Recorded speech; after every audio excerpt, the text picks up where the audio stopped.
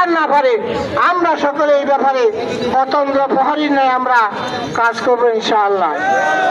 সংগ্রামী ভাই এবং বন্ধুগণ, আসুন আগামী জাতীয় নির্বাচন যাতে একটা সুন্দর সুষ্ঠুভাবে হয়, যে যাকে ভোট দেওয়ার সিদ্ধান্ত না সে তাকে ভোট দিবে, কিন্তু কেউ কারো অধিকারের উপর যাতে হস্তক্ষেপ করতে না পারে সেই ব্যাপারে আমরা সতর্ক থাকবো ইনশাআল্লাহ।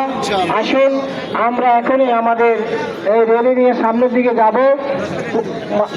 নেতৃবৃন্দ যেভাবে বলেন সেইভাবে যেতে হবে, এর বাহিরে নিজেরা কেউ ব্যতিক্রম কোনো রকম আবেদন জানাবেন না। আল্লাহ তাআলা আমাদের এই দেশের স্বাধীনতা সার্বভৌমত্বকে হেফাজত করুক।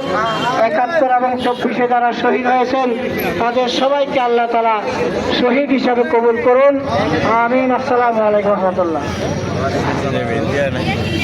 জি আলহামদুলিল্লাহ।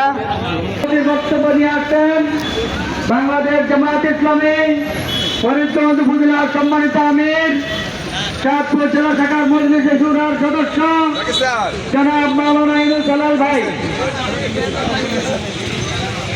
আউযু বিল্লাহি মিনাশ শাইতানির রাজিম, বিসমিল্লাহির রহমানির রহিম। প্রান্তীয় সংগঠন বাংলাদেশ জামায়াত ইসলামী ফরিদগঞ্জ উপজেলা ও পৌরসভা কর্তৃক আয়োজিত আজকের এই বিজয় র্যালি অনুষ্ঠানের সম্মানিত প্রধান অতিথি, বিশিষ্ট রাজনীতিবিদ, সমাজসেবক, বাংলাদেশ জামায়াত ইসলামীর কেন্দ্রীয় নেতা জননেতা জনাব সালাম হোসেন মেয়াজি, উপস্থিত আছেন পৌরসভার সম্মানিত আমির, সাংবাদিক বন্ধুরা, প্রান্তীয় কর্মী ভাইরা, বাজারবাসী, আসসালামু আলাইকুম ওয়া রাহমাতুল্লাহি ওয়া বারাকাতুহু। আল্লাহ রাব্বুল আলামিনের দরবারে শুকরিয়া যে 1971 সালে এই দিনে দেশের স্বাধীনতা অর্জন করে আজকে 54 বছর পার হয়েছে। এই 54 বছরে স্বাধীনতার সুফল কতটুকু আমরা পেলাম আজকে হিসাবে নেওয়ার প্রয়োজন। হিসাবে নিয়ে আমরা দেখব এই স্বাধীনতা অর্জন হয়ে থেকে উদ্দেশ্য নিয়ে আর সফলতা আমাদের কতটুকু অর্জন হয়েছে। সম্মানিত ভাইরা, 71 স্বাধীনতার পরে আবার সেই 2026 সালে সেই জুলাই বিপ্লব করতে হলো, কারণ কিন্তু একই সূত্রের কথা। সেই কারণে 71 সালে স্বাধীনতার সংগ্রাম হয়েছিল সেই বৈষম্যের বিরুদ্ধে, আর সেই 26 সালে সেই বৈষম্যের বিরুদ্ধে আন্দোলন হয়েছে।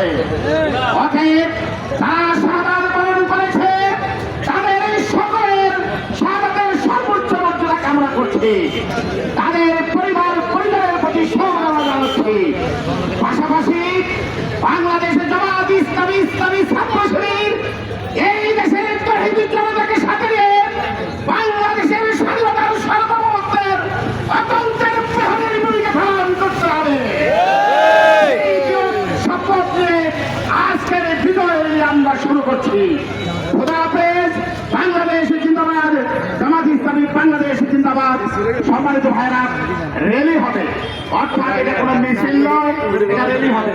সামনে জেলার সামনে আমাদের নেতৃবৃন্দ থাকবেন। আমরা প্রথমে এই বাসস্ট্যান্ডের এই দিকটি হয়ে আমরা এই বাজার হয়ে